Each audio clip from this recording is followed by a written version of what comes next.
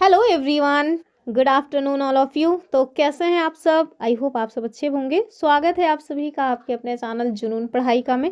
तो हम लोग दोपहर 2:30 बजे सीटेट जो 8 फरवरी 2026 को होना है उसके लिए प्रिपरेशन कर रहे हैं। अभी हम लोग एसएसटी पेपर 2 के लिए ज्योग्राफी देख रहे हैं। अभी क्लास 6 की ज्योग्राफी चल रही है और उसमें भी हम लोग चैप्टर 4 पे आ चुके हैं। चलिए देखते हैं। चैप्टर 4 का मानचित्र नाम है, ठीक है। मैप जो है, जब हम लोग मैप पढ़ते हैं वो नाम है। इसमें आपको मैप के बारे में बहुत डिटेल में जानने को मिल जाएगा। सारी बेसिक जो जानकारियां हैं, मैप क्या होता है और मैप कितने प्रकार का होता है, मैप को समझने के लिए कौन कौन से घटक हैं जो इम्पोर्टेंट हैं, वो सारे पॉइंट्स आपको इस वीडियो में देखने को मिलेंगे, ठीक है।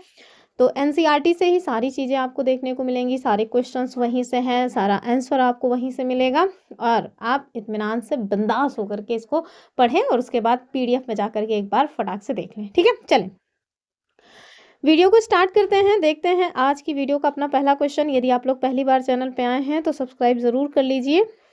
सबसे पहले जो क्वेश्चन हम ले रहे हैं वो क्वेश्चन प्रीवियस ईयर का है, ठीक है।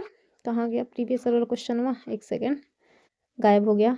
अभी तो था, यही है। देखिए, ये जो क्वेश्चन है ना, ये जो 5 जनवरी 2022 को एग्जाम हुआ था उसमें पूछा गया था।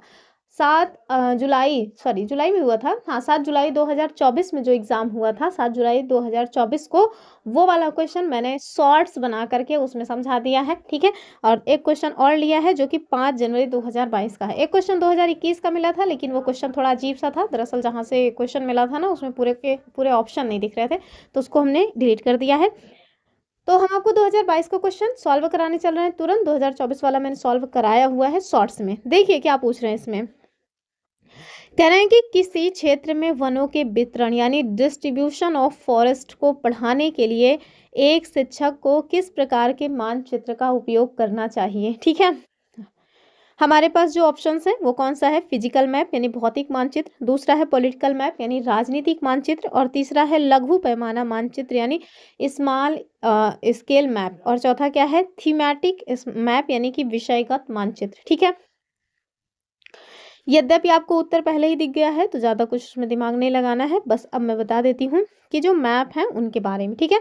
उत्तर तो आपको मिल गया थीमेटिक यानी कि जो विषयगत मैप है उसमें आपको वनों के वितरण के बारे में पढ़ने को मिलेगा, ठीक है। चलिए, सबसे पहले आपको पता होना चाहिए जो मैप होते हैं ना, जो मैप होता है यानी कि जो मानचित्र होता है वो 3 टाइप्स के होते हैं। कितने? 3 प्रकार के मैप होते हैं। कौन कौन सा? एक तो पॉलिटिकल, दूसरा है फिजिकल और तीसरा है थीमेटिक, ठीक है। पॉलिटिकल मैप में हमें क्या जानकारी मिलती है? जैसे कंट्रीज की जो बाउंड्री है, कंट्रीज की जो मतलब कि कैपिटल है, वो सारे पॉइंट्स, जैसे भारत और पाकिस्तान के मध्य की जो बाउंड्री है, अगर हमें वो जानना हो तो हमें उसके लिए कौन सा मैप देखना पड़ेगा? तो उसके लिए हमें पॉलिटिकल मैप के बारे में जानकारी होनी चाहिए, ठीक है। अफगानिस्तान और पाकिस्तान के मध्य बाउंड्री है, अफगानिस्तान और पाकिस्तान के मध्य कोई चीज़ें हैं, सीमा विवाद है, कहाँ पे होगा, तो वो फिर आपको देखने के लिए कौन सा मैप यूज़ करना पड़ेगा? Political map. उसके लिए आपको पता होना चाहिए नहीं, राजनीतिक मानचित्र, ठीक है। वहीं अगर हम लोग फिजिकल मैप की बात करें यानी भौतिक मानचित्र की बात करें, तो इसमें आपको पर्वत, पठार, नदियाँ, मैदान, कौन सा पर्वत कहाँ पे है, कौन सा पठार कहाँ पे है, ये सारे पॉइंट्स देखने के लिए आपको फिजिकल मैप जो है उसको देखना पड़ेगा, ठीक है। अब इसमें क्या होता है ये ना, कि मतलब कि बाउंड्रीज के पार होता है, या मतलब ऐसा नहीं है कि कोई एक पर्वत है तो वो पाकिस्तान में है तो केवल पाकिस्तान में ही रहेगा, नहीं। हो सकता है उस पर्वत का विस्तार जो है वो पाकिस्तान के साथ साथ भारत में भी हो। तो ये ना मतलब कि बाउंड्रीज, कंट्रीज की जो बाउंड्रीज है उनसे परे होता है। तो उसके लिए हमें क्या देखना पड़ता है? उसके लिए हमें इस फिजिकल मैप की जो है आवश्यकता पड़ती है। वहीं अगर थीमेटिक की बात करें तो जो थीमेटिक मैप होते हैं ये थीम बेस्ड मैप होते हैं, ठीक है। जैसे सपोज दैट थीम है कि आपको हमारे गांव का, जो कि हमारा है गांव है, छोटा सा गांव, उसका सर्वे करना है, ठीक है। तो आप जब हमारे गांव का सर्वे करने आ रहे हैं तो वो जो मैप आप यूज़ करेंगे वो थीमेटिक मैप है, थीम बेस्ड है कि हाँ फला गांव का आपका सर्वे करना है।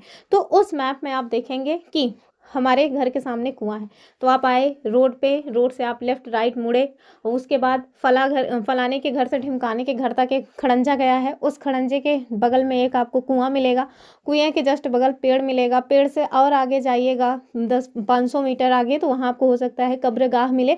तो ये सारी जो चीज़ें हैं, या ईदगाह मिले, तो ये सब जो आप देख रहे हैं, फलाने के घर से ढिमकाने के घर तक की जो रोड है, ये सब आप कहाँ देखेंगे? तो ये सब देखने के लिए ना आपको थीमेटिक मैप की आवश्यकता पड़ती है।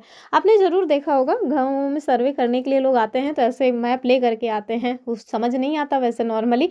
तो और उसमें सबसे बड़ी बात ना क्यों नहीं समझ आता, उसके पीछे का रीज़न ये है कि उस मैप में काफ़ी सारे चिन्ह वगैरह यूज़ किए रहते हैं। उसमें कुछ लिखा तो रहता नहीं है, बस चिन्ह यूज़ किया रहता है, जैसे इस तरह का चिन्ह बना हुआ है, ठीक है?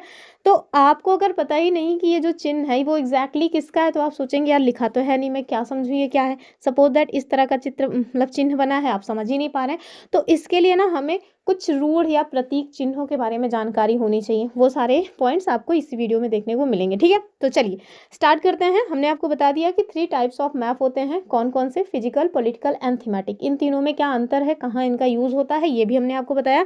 और ये हमारा प्रीवियस ईयर क्वेश्चन था, वो भी हमने आपको सॉल्व कराया कि विषयगत मानचित्र के भीतर आपको अब जैसे यहाँ पे दिया है डिस्ट्रीब्यूशन ऑफ फॉरेस्ट, ठीक है? यानी कि अगर आप वनों के वितरण की बात करें, तो इसके लिए क्या करेंगे, जैसे कहें आप किसी जंगल में गए, ठीक है? सपोज़ दैट कि आपके घर के पास कोई बहुत बड़ा-सा जंगल है और उसमें आपको मतलब वो थीम यही है कि आपको जंगल का सर्वे करना है। तो उसमें आपको कैसे पता चलेगा कि कहाँ पे जो है जंगल में इस मतलब कि हो सकता है आम का पेड़ अधिक हो, कहीं पे बबूल का पेड़ अधिक होगा। तो उसके लिए आप क्या करेंगे, कहीं पे झाड़ियाँ होंगी, कहीं पे कुछ और होगा, कहीं पे हो सकता है कि बाघ वगैरह रह रहे हों। तो उसके लिए ना जहाँ पे आप एक सिंबल यूज़ करेंगे कि यहाँ पे सपोज़ दैट ये छोटी-छोटी झाड़ियाँ हैं। उन छोटी-छोटी झाड़ियों को जितनी दूर उस मैप में वो छोटी-छोटी झाड़ियाँ हैं, अगर बहुत घनी है तो उसके लिए एकदम मतलब एकदम नज़दीक-नज़दीक जो रंग है वो भरे जाएँगे डॉट, डॉट, डॉट। अगर विरल है यानी कि काफ़ी दूर-दूर पे हैं तो आप ये जो बूंदी-बूंदी रखेंगे वो दूर-दूर रखेंगे। तो ये ना समझने के लिए चीज़ें होती हैं। अगर मतलब डेंसिटी अधिक है तो आप क्या करेंगे, बहुत नज़दीक-नज़दीक पॉइंट रखेंगे या फिर हो सकता है कलर यूज़ करें कि वहाँ पे जो है एकदम डार्क कर दें। अगर कम जो है डेंसिटी है तो उसको थोड़ा लाइट कर दें। तो इस तरह से चीज़ें जो है वो की जाती हैं थीम बेस्ड यानी थीमेटिक मैप में, ठीक है? चलें आगे देखेंगे। अब जो क्वेश्चंस आपको मिलने वाले हैं, ये क्वेश्चंस हमारे द्वारा बनाए गए हैं। क्या कह रहे हैं? कह रहे हैं कि पहला क्वेश्चन आप देखें, निम्नलिखित कथनों पे आपको विचार करना है और यहाँ आपको बताना है कौन सा स्टेटमेंट सही है, ठीक है? आपको सत्य कथन देखना है। कह रहे हैं कि जो ग्लोब होता है वो पूरी पृथ्वी पर अध्ययन करने के लिए अधिक उपयोगी है, जबकि मानचित्र पृथ्वी के केवल एक भाग जैसे किसी देश राज्य का अध्ययन करने के लिए पर्याप्त होता है। एकदम सही बात है, ठीक है? ग्लोब पे तो हम पूरे के पूरे ग्लोब में पूरे विश्व को देखते हैं, ठीक है? फिर उसमें चाहे वो स्थल हो चाहे जल हो, सारे पॉइंट्स देखते हैं। लेकिन जब मैप की बात आती है तो मैप में हम लोग इस तरह की चीज़ें देखते हैं, ठीक है? अगला क्या है कि मानचित्र जो है वो पृथ्वी की सतह या उसके एक भाग को पैमाने के माध्यम से चपटी सतह पर खींचा गया चित्र है। एकदम सही बात है। तीसरा क्या है कि मानचित्रों के विभिन्न प्रकारों में भौतिक मानचित्र और राजनीतिक मानचित्र शामिल हैं। एकदम ठीक बात है, हमने बता ही दिया कि 3 प्रकार के मैप होते हैं, भौतिक और राजनीतिक और थीमेटिक यानी विषयगत, ठीक है? तो सारे के सारे स्टेटमेंट इसमें आपको सही देखने को मिल जाएंगे। तो ऑल स्टेटमेंट्स आर करेक्ट, ठीक है? अगर हम लोग इसकी व्याख्या एनसीईआरटी की बुक में देखें तो आपको ज़्यादा मतलब सही लगेगा। तो ये जो आपको चित्र दिख रहे हैं, ये हमारी क्लास 6 की एनसीईआरटी का चैप्टर 4 का है, ठीक है? मैंने एनसीईआरटी को डायरेक्ट रखा हुआ है ताकि आपको ये ना हो कि आपकी एनसीईआरटी नहीं कंप्लीट हो रही। नहीं, आप एनसीईआरटी से सारे पॉइंट्स भी देखेंगे, जो एग्जाम के पॉइंट ऑफ व्यू से इंपॉर्टेंट है वो मैंने मार्क भी करके रखे हुए हैं और साथ में इसी के साथ साथ एमसीक्यू भी सॉल्व कर लेंगे। मतलब एक कंप्लीट जो भी आप हमारे साथ मतलब पढ़ेंगे वो एकदम कंप्लीट होगा। तो यहाँ पे देखिए, हमने पिछले अध्याय में ग्लोब वगैरह के बारे में देख ही लिया है, तो वही सारी चीज़ें यहाँ आपको लिख के दिए गए हैं कि आपने ग्लोब के बारे में पढ़ा। अगर आपने ग्लोब के बारे में नहीं पढ़ा है तो हमारा वीडियो पूरा देखिए, हमने प्लेलिस्ट बना के रखी है। आपको बता रहे हैं कि ग्लोब की कुछ सीमाएं होती हैं, तो हाँ, हर एक चीज़ की कुछ ना कुछ सीमा होती ही है। कह रहे हैं जब आप पूरी पृथ्वी का अध्ययन करना चाहेंगे तब तो हमारे लिए जो ग्लोब है वो उपयोगी होता है, ठीक है? लेकिन जब आप पृथ्वी के किसी एक भाग की बात करेंगे, जैसे आप किसी एक कंट्री की बात करें, सपोज दैट अपने इंडिया की बात करें या अपने स्टेट की बात करें, जैसे हम यूपी में हैं तो यूपी की बात करें या अपने गांव शहर के बारे में अध्ययन करना चाहें, तो उसके लिए ना हमारे लिए फिर ग्लोब उपयोगी नहीं होगा। फिर उसके लिए हमें किसकी आवश्यकता पड़ेगी? मानचित्र की, यानी कि मैप की आवश्यकता पड़ेगी, ठीक है? आगे देखिए, आपको बता रहे हैं कि जो मानचित्र है ये हमारी पृथ्वी की सतह या इसके किसी एक भाग का पैमाने के माध्यम से चपटी सतह पर खींचा गया क्या होता है, चित्र होता है। ये लाइन एकदम मतलब ध्यान से देखिए। कह रहे हैं लेकिन एक गोलाकार सतह, अब देखिए हमारा जो मतलब हमारी जो पृथ्वी है वो गोल है, तो आप ये समझ सकते हैं ना कि कोई भी गोली वस्तु हो आप उसको कितना भी फैला लीजिए वो मतलब मतलब एकदम से चपटी तो नहीं होगी ना। तो वही आपको बता रहे हैं कि एकदम से चपटा करना असंभव है, ठीक है। तो आगे आपको बता रहे हैं कि मानचित्र जो है वो हमारी ज़रूरतों के लिए काफ़ी इंपॉर्टेंट होते हैं। कुछ मानचित्र एक छोटे क्षेत्र को और कुछ तथ्यों को दर्शाने का काम करते हैं। दूसरे मानचित्र ऐसे होते हैं जो एक बड़ी किताब की तरह तथ्य हो सकते हैं। जब लेकिन अब देखिए हम लोग कभी-कभी देखते हैं काफ़ी छोटा-सा मैप है, उसी में सब कुछ आपको देखने को मिल जाएगा। कुछ मैप काफ़ी बड़े होते हैं, जैसे हम लोग जो अपने घरों में टाँगते हैं वो काफ़ी बड़े मैप होते हैं, ठीक है? तो वही यहाँ आपको बता रहे हैं। लेकिन आपको एक बहुत ही इंपॉर्टेंट पॉइंट जो यहाँ से देखने को मिल रही है वो क्या है कि जब बहुत से मानचित्र को एक साथ रख दिया जाता है तब एक एटलस बन जाता है। आप लोगों ने एटलस की बुक देखी होगी, नहीं देखी है तो हो सकता है ना लिया हो, लेकिन वो बहुत इंपॉर्टेंट बुक है। अगर मैप को समझना है, हर एक एक पॉइंट समझना है मैप को लेकर के, तो फिर एटलस रखना बहुत ज़रूरी है। अब तो बहुत सारे एटलस आ गए हैं। पहले तो जो एटलस आती थी ऑक्सफोर्ड वाली बहुत महंगी आती थी, अब तो खान सर की एटलस आ गई है, काफ़ी सस्ती सी है। तो आप जिनके पास नहीं है ले ज़रूर चाहिए, मतलब एटलस होना ही चाहिए। तो कह रहे हैं कि अब यहाँ से हमें एक पॉइंट क्लियर हो रहा है कि एटलस एग्जैक्टली है क्या। तो बहुत सारे मानचित्रों की एक पुस्तक होती है एटलस, ठीक है। कह रहे हैं कि जो एटलस है ना वो विभिन्न प्रकारों तथा अलग-अलग पैमाने से खींची गई मापों पर आधारित होता है और जो मानचित्र है उससे एक ग्लोब की अपेक्षा हमें काफ़ी अधिक जानकारी प्राप्त होती है। ग्लोब में ना आप मतलब किसी स्पेसिफिक कंट्री के बारे में बहुत ज़्यादा लोकेशन मतलब चीज़ें नहीं प्राप्त कर सकते हैं। वहाँ आपको ओवरव्यू दिया रहता है कि हाँ, ये वाली कंट्री यहाँ पर है। अब आप उसके वहाँ पे कहाँ पे नदी है, कहाँ पे पठार है, कहाँ पे मैदान है, कहाँ पे ज़्यादा जनसंख्या है, ये सब आप उसमें नहीं पता कर पाएँगे, ठीक है? तो इस वजह से ग्लोब से ज़्यादा जानकारी जो हमें मिलती है वो मानचित्र से मिलती है, वही चीज़ें यहाँ पे आपको बता रहे हैं। चलिए आगे देखेंगे अगला क्वेश्चन, फिर उसके बाद अगली व्याख्या भी हम लोग देख लेंगे। तो हम लोगों ने मानचित्र के बारे में जाना। अब मानचित्र के कितने प्रकार होते हैं इससे क्वेश्चन देखिए और उसके बाद उसकी व्याख्या देखेंगे।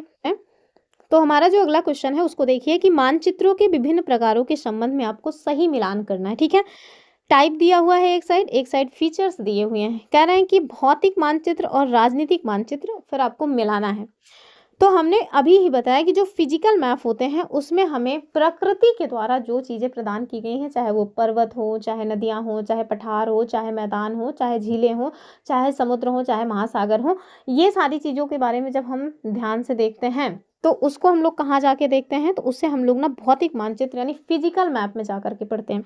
वहीं जो पॉलिटिकल मैप होता है यानी राजनीतिक मानचित्र होता है उसमें हम लोग किसी राज्य, किसी नगर, किसी शहर, किसी देश इनके बारे में इनकी सीमाओं के बारे में, इनकी मतलब देश जो है उनकी कंट्रीज़ के बारे में जब पढ़ना होता है तो हम लोग पॉलिटिकल मैप जो है वो यूज़ करते हैं।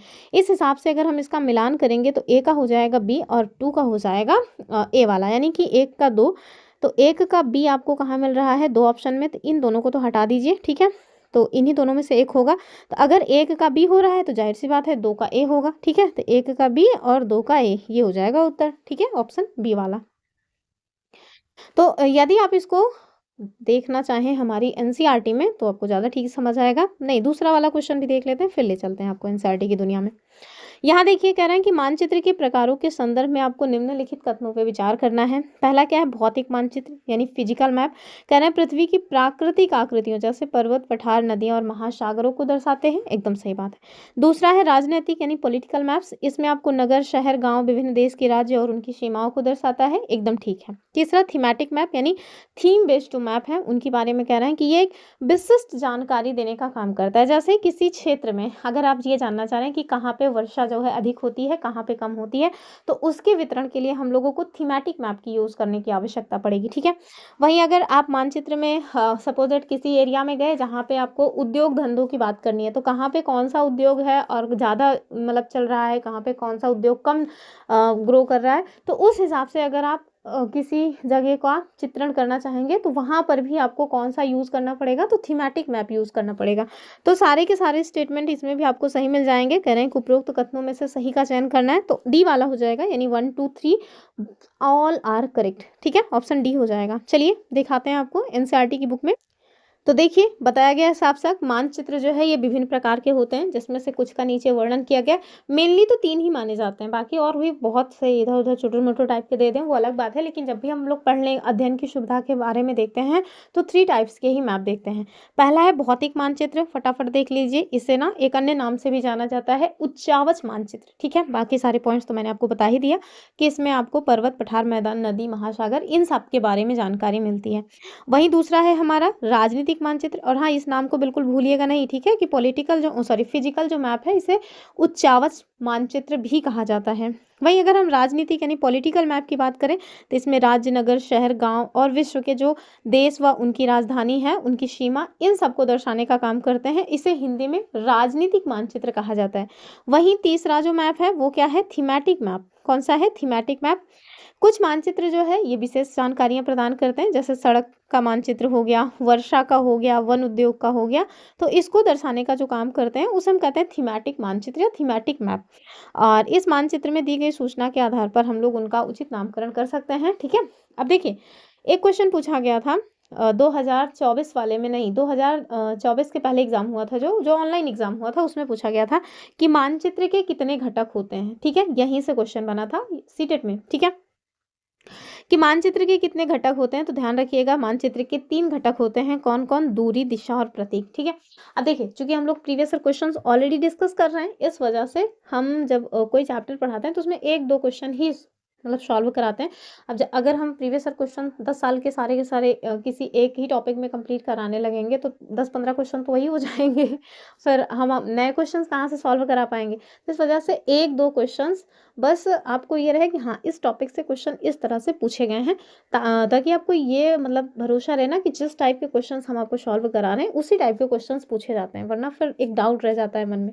तो इस वजह से हम 2-3 क्वेश्चन सॉल्व करा देते हैं हर एक चैप्टर में।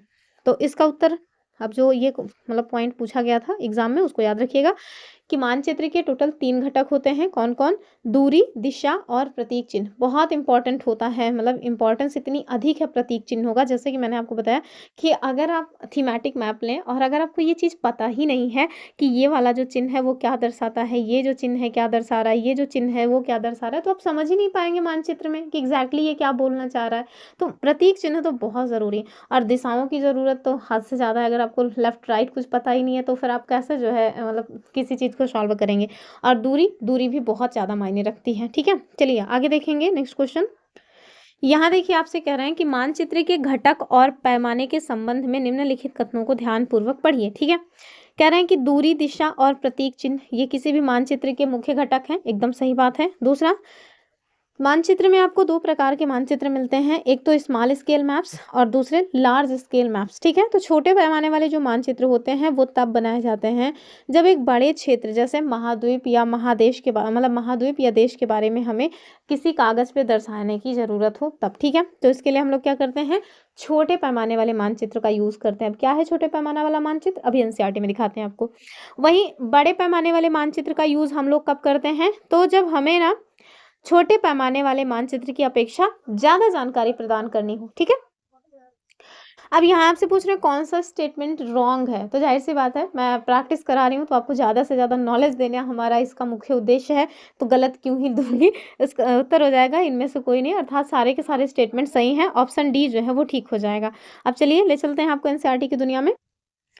तो देखिए यहाँ पे आपको बता रहे हैं कि जो मानचित्र है ना वो एक प्रकार का आरेखण होता है जो कि पूरे विश्व या उसके एक भाग को छोटा करके कागज के एक पन्ने पर दर्शाता है। क्योंकि हम लोगों ने देखा है कि ये एक पेज पे पूरे वर्ल्ड का मैप आ जाता है, तो क्यों मतलब गलती की संभावना क्यों नहीं होती? क्योंकि उसकी स्केलिंग की गई रहती है, इस वजह से वहाँ पे गलती की संभावना थोड़ा कम रहती है। आगे देखिए छोटे मानचित्र कह रहे हैं कि मानचित्र जो है ना वो छोटे पैमाने पर खींचे जाते हैं, लेकिन इन्हें ना बहुत सावधानी से जो है वो छोटा किया जाता है ताकि स्थानों के बीच की जो दूरी है ना वो वास्तविक बनी रहे, ठीक है? और ये कब संभव है? तो ये तभी संभव होगा जब कागज पर जो है एक छोटी दूरी स्थल की बड़ी दूरी को व्यक्त करे। जैसे इसके लिए ना पैमाना यूज़ होता है, यानी कि स्केलिंग की जाती है। और पैमाना क्या है? तो पैमाना जो है ना वो स्थल पर वास्तविक दूरी तथा मानचित्र पर जो दिखाई गई दूरी है उसके बीच का अनुपात होता है। कैसे? एग्जाम्पल के लिए आपको बता दिया गया है कि आपके विद्यालय और आपके घर के बीच की दूरी यदि 10 किलोमीटर है तो उसे मानचित्र पे आप कैसे यूज़ करेंगे? 2 सेंटीमीटर। अर्थात 2 सेंटीमीटर अगर कहीं लिखा है तो आप उसे समझ लीजिए कि वो वास्तविकता में 10 किलोमीटर की बात कर रहा है। ठीक है?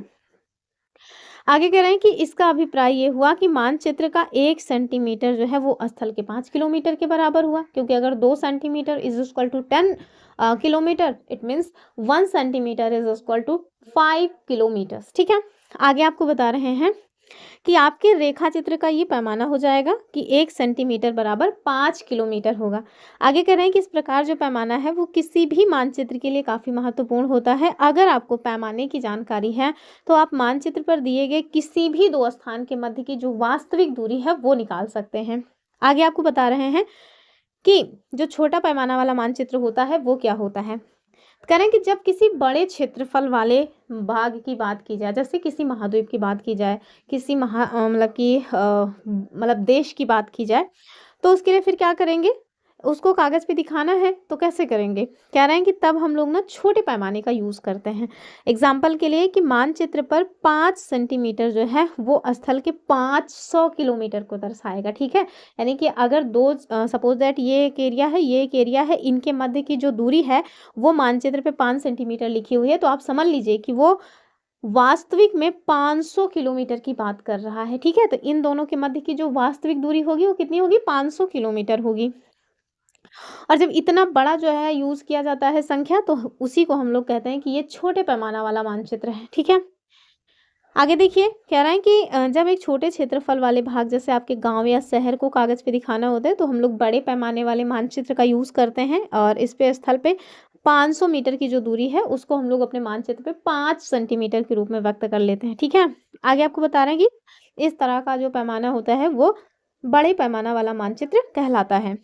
आगे देखेंगे, और यहाँ पे आपको ना एक बहुत ही पॉइंट, मतलब ये बहुत ही माइनर सी बात है जो कि एग्जाम में डायरेक्ट बन सकता है, कि बड़े पैमाने वाले मानचित्र जो होते हैं ना वो छोटे पैमाने वाले मानचित्र की अपेक्षा अधिक जानकारी देते हैं। ठीक है, आगे देखेंगे,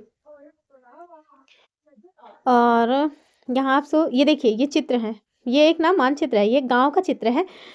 ठीक है, यहाँ पे ना एक गांव का मानचित्र दिया हुआ है, जैसे यहाँ पे पोस्ट ऑफिस है। ठीक है, ये जो PO लिखा हुआ है ये क्या है? ये पोस्ट ऑफिस है। ठीक है, ये देखिए, ये कुएं का चिन्ह बना हुआ है, ये पेड़ है, ये विद्यालय है। ठीक है, ये सब पूरा का पूरा, मतलब कि क्या चीज़ें बताई गई हैं यहाँ पे, स्केलिंग की गई है। 1 सेंटीमीटर बराबर 10 मीटर, यानी कि अगर कहीं पे मतलब दो स्थानों के मध्य की जो दूरी है वो 1 सेंटीमीटर लिखी हुई है, तो समझ लीजिए कि उन दोनों के मध्य 10 मीटर की दूरी टोटल ओवरऑल है। ठीक है, तो इसको तो आपको खुद देखना पड़ेगा। अब इसको देखिएगा, हम आपको PDF दे ही देंगे। हम लोग अपने अगले क्वेश्चन की बात करेंगे, और ये जो चिन्ह वगैरह है वो तो हम आपको बता ही देंगे। ठीक है, आगे देखिए, यहाँ कह रहे हैं कि आपको सही कथन बताना है निम्नलिखित कथनों पे विचार करते हुए। देख लेते हैं क्या बात है। खाका की बात कर रहे हैं कि ये जो खाका होता है ये एक छोटा जो है क्षेत्र का बिना पैमाने का बनाया गया कच्चा आरेखन होता है। मतलब ऐसा नहीं है कि एकदम तुला नपा तुला जो है आरेखन किया गया होता, ऐसा नहीं। वैसे ही मतलब हम लोग क्या कहते हैं, जैसे जान मतलब अंदाजे में बोलते हैं ना कि अरे हमारे घर से थोड़ी दूर पे कोई दुकान है, तो हम लोग कह देते हैं कि 500 मीटर पे एक दुकान होगी। ठीक है, तो ये क्या है? ये एक ऐसे ही अंदाजुआ टाइप का लगाया जाने वाला खाका है। वही बता रहे हैं कि ये कच्चा आरेखन होता है, इसकी सटीकता कम होती है, क्योंकि हमने अंदाज से ये चीज़ें मान ली है कि हाँ इतना दूरी पे ये होगा। ठीक है, दूसरा रूढ़ी चिन्ह, ये बहुत इंपॉर्टेंट पॉइंट होता है। रूढ़ी चिन्ह, इन्हें ही क्या कहा जाता है? प्रतीक चिन्ह कहा जाता है। क्या कहते हैं? प्रतीक चिन्ह कहते हैं इन्हीं रूढ़ी चिन्ह को। ठीक है, तो ये ना अंतर्राष्ट्रीय सहमति पर आधारित होते हैं, यानी अंतर्राष्ट्रीय सहमति इट मीन्स जो प्रतीक चिन्ह भारत देश में माना जा रहा है वही ऑस्ट्रेलिया में माना जाएगा, वही अन्य जो देश हैं वहां भी माना जाएगा। तो अगर इस तरह की कोई बात है तो उसे हम कहते हैं कि ये अंतर्राष्ट्रीय मान्यता प्राप्त चीजें हैं। ठीक है, कह रहे हैं कि जो प्रतीकों का उपयोग जो है इसको सुविधाजनक बनाते हैं, खासकर उन लोगों के लिए जो किसी क्षेत्र की भाषा से परिचित नहीं है। ठीक है, सपोज दैट आप किसी क्षेत्र में गए, ठीक है, भले ही आपको जो है ये वहाँ की लैंग्वेज नहीं समझ आ रही, लेकिन अगर प्रतीक चिन्ह आपको पता है, ठीक है, कि हाँ ये इसका मतलब ये होता है, तो आप किसी से इस प्रतीक चिन्ह को दिखा करके पूछ सकते हो भैया ये किधर है। ठीक है, तो वही चीज़ें हैं। तो वही आपको बता रहे हैं कि यद्यपि आपको वहाँ की लैंग्वेज ना भी समझ आती हो, तब भी इतनी ज़िंदगी आपकी कठिन नहीं होगी, तो ये बात भी ठीक है।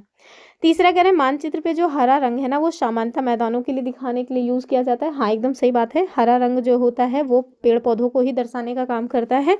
तो ऑप्शन इसका जो है ये भी सही हो जाएगा। डी वाला एकदम ठीक है, ठीक है? तो डी उत्तर क्या हो जाएगा? ऑप्शन डी, ठीक? चलिए। और यहाँ आपको मैप में एनसीईआरटी में दिखा देते हैं। एक आध क्वेश्चन और देख लें तब चलते हैं, ठीक है? ये वाला भी देख लेते हैं तब आपको एनसीईआरटी में ले चलते हैं। फिर क्या करें, मानचित्र, प्रतीक और खाका के संबंध में निम्नलिखित कथनों पे आपको विचार करना है। तो खाका देखिए क्या होता है, वही जो एक छोटे से क्षेत्र पे बड़े पैमाने पे खींचा गया मानचित्र जिसमें किसी भी स्थान की विस्तृत जानकारी होती है। दूसरा क्या कह रहे हैं कि जो मानचित्र है दूरी, दिशा और प्रतीक पर आधारित एक आरेखन होता है। यहाँ तक तो ठीक है।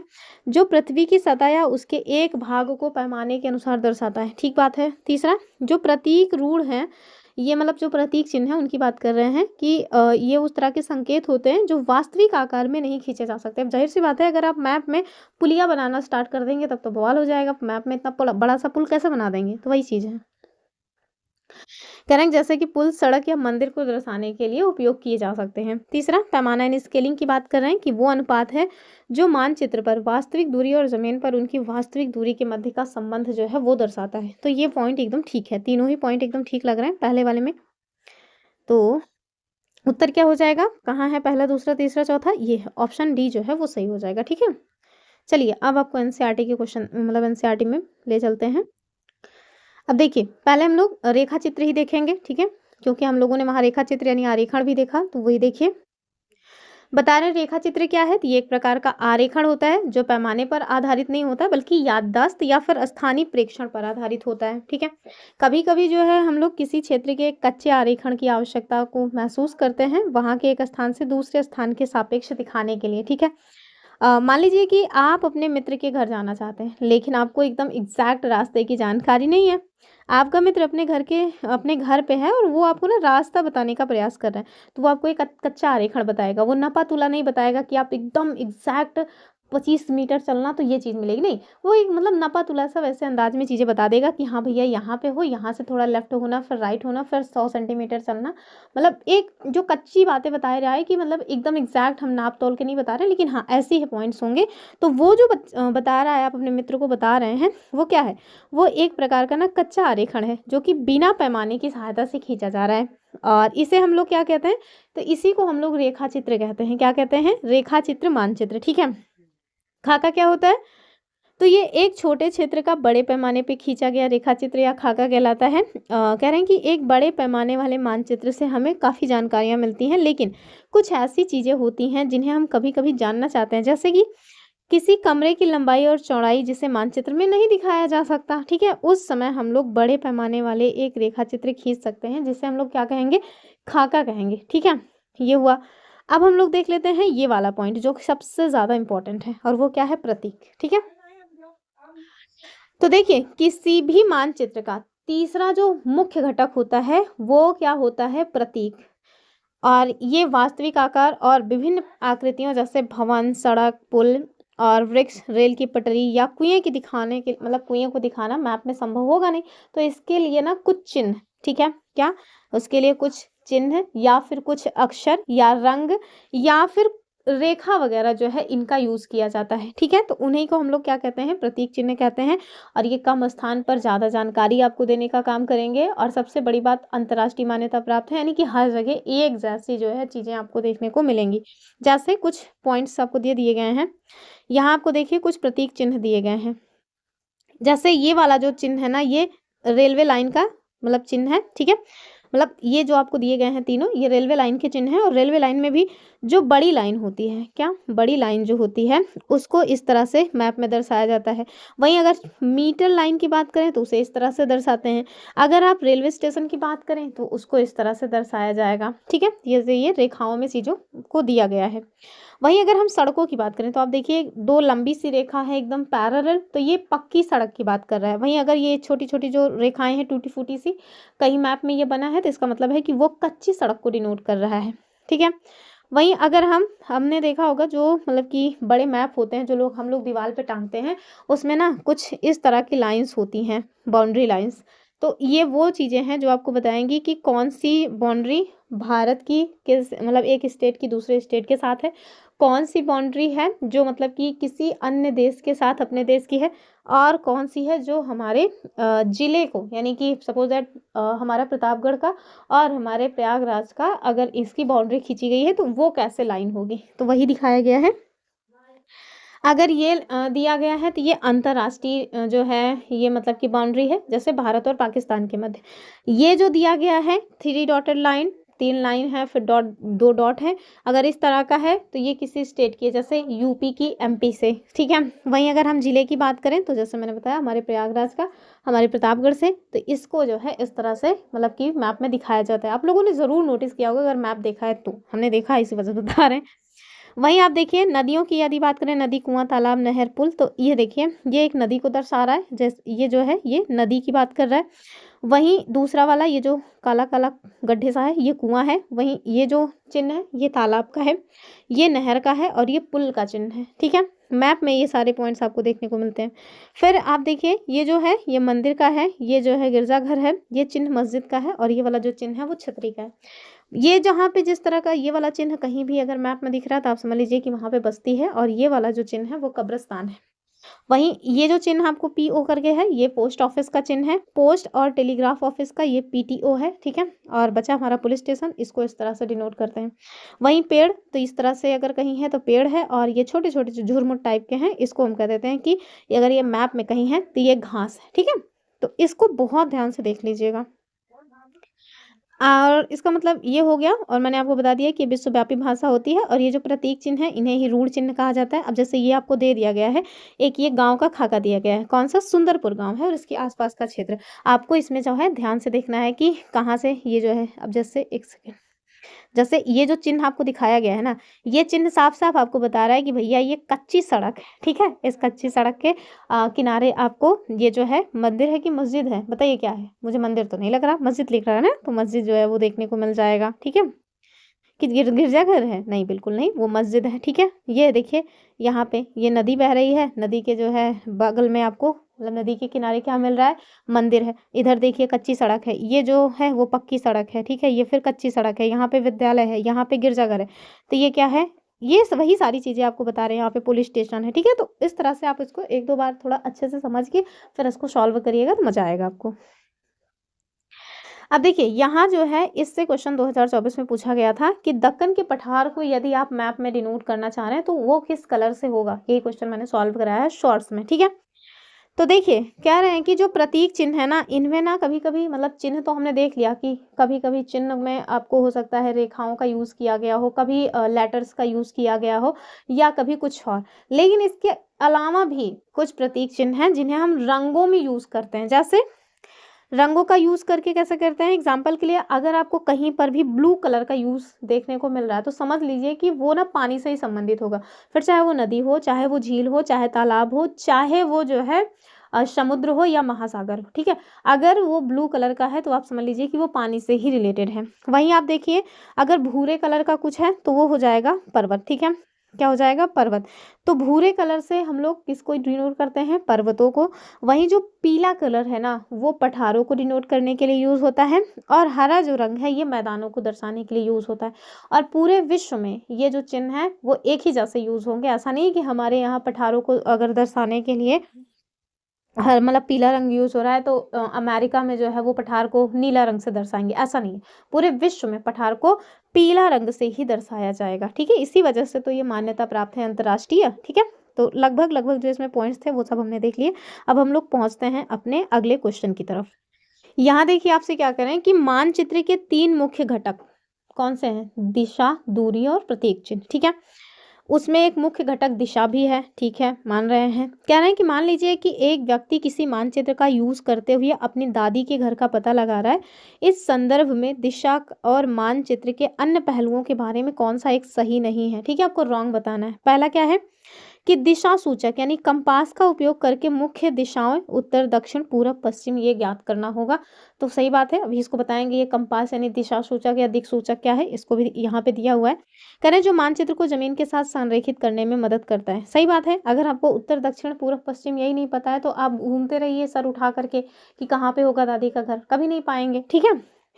और सबसे बड़ी बात तो सपोज दैट ये मैप बना हुआ है, ठीक है। इस मैप में ये बन गया है कि इस साइड पुल है। आपको लोग बता तो दिए हैं कि मतलब उत्तर दिशा में पुल है, लेकिन अगर आपको यही नहीं पता है कि उत्तर दिशा कौन सी है तो फिर कैसे आप खोजेंगे। तो इस वजह से ना आपको दिशाओं का तो ज्ञान बहुत इंपॉर्टेंट है, होना ही चाहिए मैप को समझने के लिए।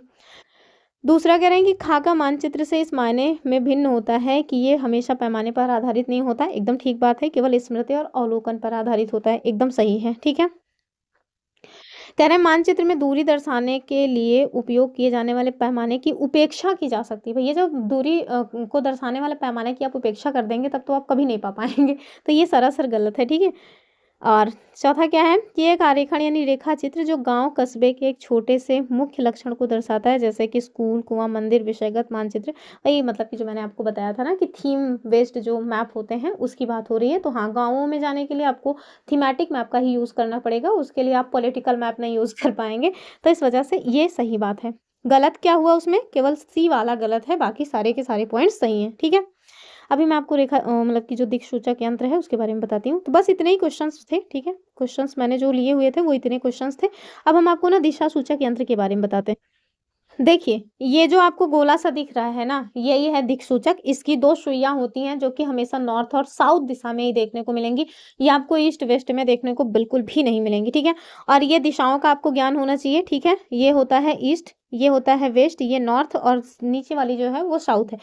2 दिशाओं के मध्य एक तीसरी दिशा को भी हम लोग मतलब डिनोट करते हैं, जैसे नॉर्थ और ईस्ट के मध्य जो है वो हो जाएगा नॉर्थ ईस्ट, ठीक है। नॉर्थ और ईस्ट और साउथ के मध्य जो है वो हो जाएगा साउथ ईस्ट।